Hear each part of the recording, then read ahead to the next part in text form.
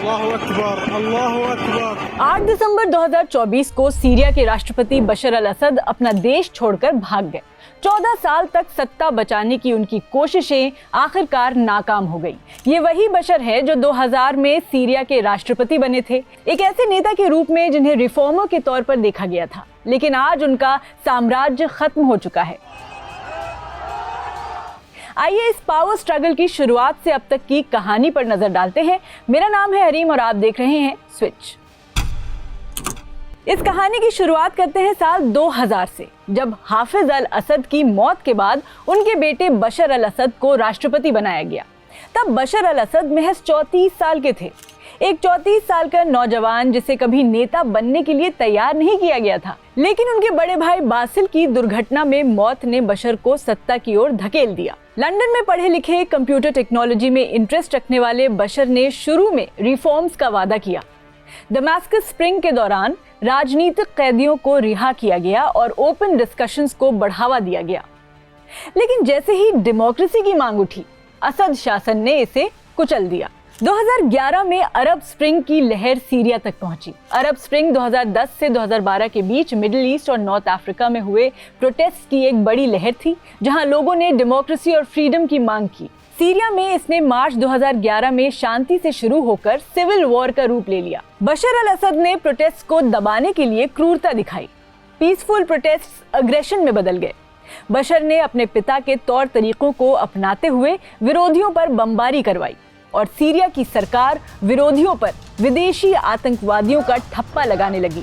शांतिपूर्ण प्रदर्शन civil war में बदल गई। लगभग 5 लाख लोग मारे गए और सीरिया की आधी आबादी को डिस्प्लेस होना पड़ा। लाखों लोग पड़ोसी देशों और यूरोप की ओर भाग गए। 2012 से 2020 तक सीरिया में बशर अल असद के शासन में गृहयुद्ध तेज हुआ। 2012 में विद्रोहियों और सरकार के बीच लड़ाई बढ़ी। 2013 में केमिकल वेपन्स का इस्तेमाल हुआ, जिसे दुनिया भर ने कंडेम किया। इस बीच 2014 में ISIS का उभार हुआ। रूस ने 2015 में असद का समर्थन करते हुए हवाई हमले शुरू किए। 2016 में अलेप्पो पर सरकार का कब्जा हुआ। इस तरह सीरिया की जंग में बाहरी ताकतें जुड़ने लगी। लेकिन वेस्टर्न कंट्रीज ने सीरिया पर प्रतिबंध लगाए और ह्यूमन राइट्स ऑर्गेनाइजेशंस ने असद पर कंसंट्रेशन कैंप्स चलाने और जीनोसाइड का आरोप लगाया। साल 2020 आते आते युद्ध ठंडा पड़ गया। बशर ने सीरिया के एक बड़े हिस्से पर कंट्रोल बनाए रखा, लेकिन देश आर्थिक तबाही के कगार पर था। 2020 तक लाखों लोग मारे जा चुके थे, विस्थापित हो गए थे। कुल मिलाकर देश का बड़ा हिस्सा तबाह हो गया था। 2023 में अरब लीग ने सीरिया को दोबारा सदस्यता दी और सऊदी अरब ने राजनयिक संबंध बहाल किए।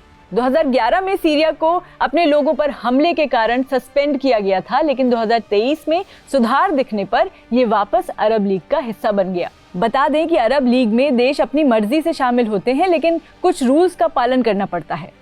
किसी देश को लीग से निकाला नहीं जाता, लेकिन उसकी मेंबरशिप सस्पेंड की जा सकती है, और वही हुआ था सीरिया के साथ। बहरहाल 2023 में सीरिया को अरब लीग में वापस जगह तो मिल गई, लेकिन नवंबर 2024 में नॉर्थ वेस्ट सीरिया से विद्रोहियों ने एक बड़ा हमला किया। इसमें बशर की सेना धराशायी हो गई। अब रूस और ईरान, जो पहले सीरिया के सबसे बड़े समर्थक थे, वो इस वक्त दूसरे संघर्षों में उलझे हुए हैं।